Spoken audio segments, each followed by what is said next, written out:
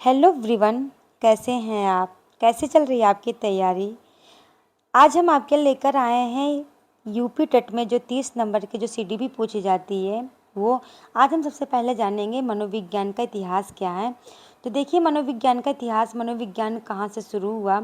तो मनोविज्ञान शब्द जो है वो 2 शब्दों से मिलकर बना है और ये शब्द कौन से थे? यूनानी शब्द से यानी ग्रीक भाषा से लिया गया है।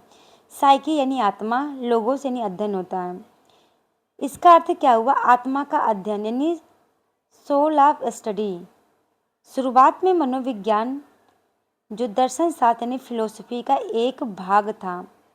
तो जो शुरुआत, जब इसका मनोविज्ञान की जब शुरुआत हुई तो उस समय दर्शन शास्त्र यानी फिलोसफी एक सिर्फ इसका मनोविज्ञान का एक भाग था। इसके आगे देखिए, आत्मा का विज्ञान। आत्मा का विज्ञान कब आत्मा का विज्ञान कब आया था? तो 16वीं सदी में आत्मा का विज्ञान। इसे आत्मक विज्ञान और किस नाम से जाना जाता था? साइंस ऑफ सोल के नाम से जाना जाता था। इसके बाद क्या हुआ? जो इसके समर्थक थे कौन थे? तो अरस्तु और प्लेटो इसके आत्मा के विज्ञान के समर्थक थे। इसका खंडन कर दिया गया कि आत्मा का कोई रूप आकार नहीं होता, इसलिए इसका खंडन कर दिया गया। तो उसके बाद 17वीं शताब्दी में आया मन और मस्तिष्क का विज्ञान यानी साइंस ऑफ माइंड का 17वीं सदी में आया।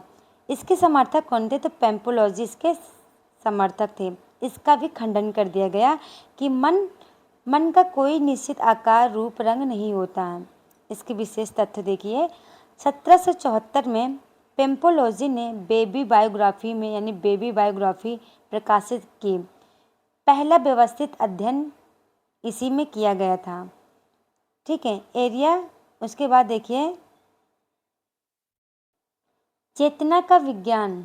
चेतना का विज्ञान ये कब आया था? तो 19वीं शताब्दी में आया था। इसके समर्थक कौन से थे?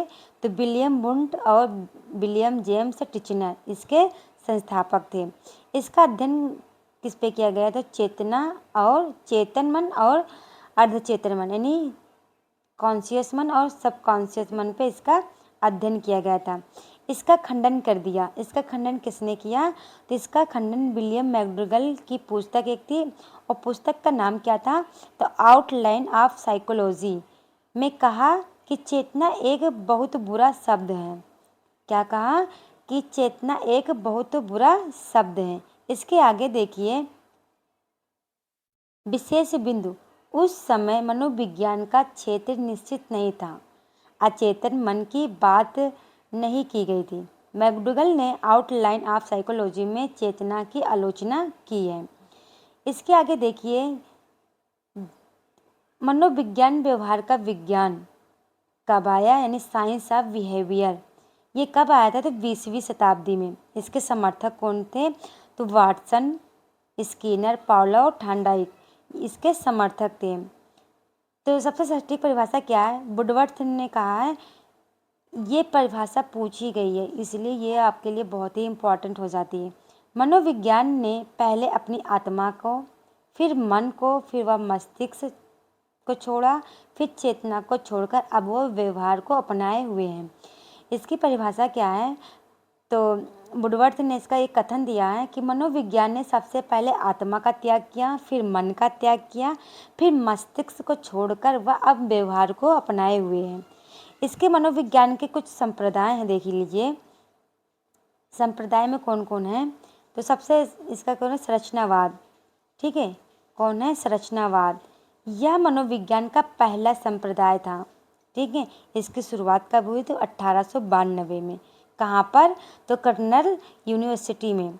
इसके विलियम वुंट के जो इसके जो प्रतिपादक थे, तो इसके विलियम वुंट के शिष्य टिचनर ने इसकी शुरुआत की थी। इसकी विधि कौन सी है? तो अंतर्निरीक्षण करके और चेतना का विश्लेषण करना। ठीक है, इसका जो संरचनावाद में जो आएगा वो करके चेतना यानी अंतर्निरीक्षण करके फिर चेतना का विश्लेषण करके आएगा। इसकी मान्यता क्या है? चेतना का स्वरूप सभी का अलग अलग होता है। जो चेतना का जो स्वरूप है वह सभी का अलग अलग होता है। इसके बाद आया प्रकारवाद। मुख्य विचार क्या है?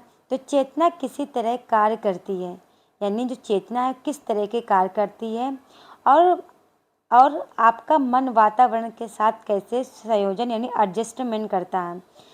इसके समर्थक कौन थे? विलियम जेम्स, जॉन डेवी और एंजल, ये इसके समर्थक थे। उसके बाद आया व्यवहारवाद यानी बिहेवियर। क्या आया?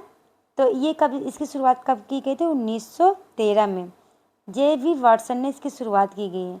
इन्होंने कहा था कि तुम मुझे 1 दर्जन बच्चे दे दोगे तो मैं कुछ भी उसको बना सकता हूँ, चाहे उसे चोर बना दूँ, चाहे उसे डॉक्टर, इंजीनियर, कुछ भी बना सकता हूँ।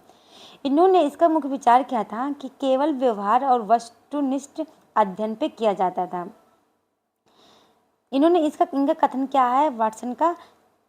तुम मुझे 1 दर्जन भर बच्चे दे दो, मैं उन्हें चोर, सिपाही, डॉक्टर, इंजीनियर कुछ भी बना सकता हूँ। किसी भी स्थिति में व्यवहार कैसे करता है? समर्थक इसके कौन थे? तो वाटसन, स्किनर, मन और क्रो एंड क्रो। इसके बाद क्या हुआ?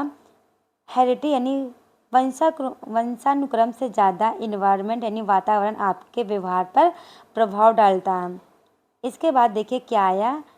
मनोविश्लेषणवाद यानी इसके प्रतिपादक कौन थे? तो सिगमंड फ्रायड। मुख्य विचार क्या था? व्यक्ति के असामान्य व्यवहार का कारण अचेतन मन होता है, अनकॉन्शियस माइंड होता है। यानी जो मुख्य विचार क्या होता है? व्यक्ति के असामान्य व्यवहार का कारण अचेतन मन यानी अनकॉन्शियस माइंड होता है। अचेतन मन के अध्ययन की विधि क्या है? तो सम्मोहन, मुक्त सहचरविद, स्वप्न व्याख्या, ये इनके जो अध्यापन की विधियां हैं। इसके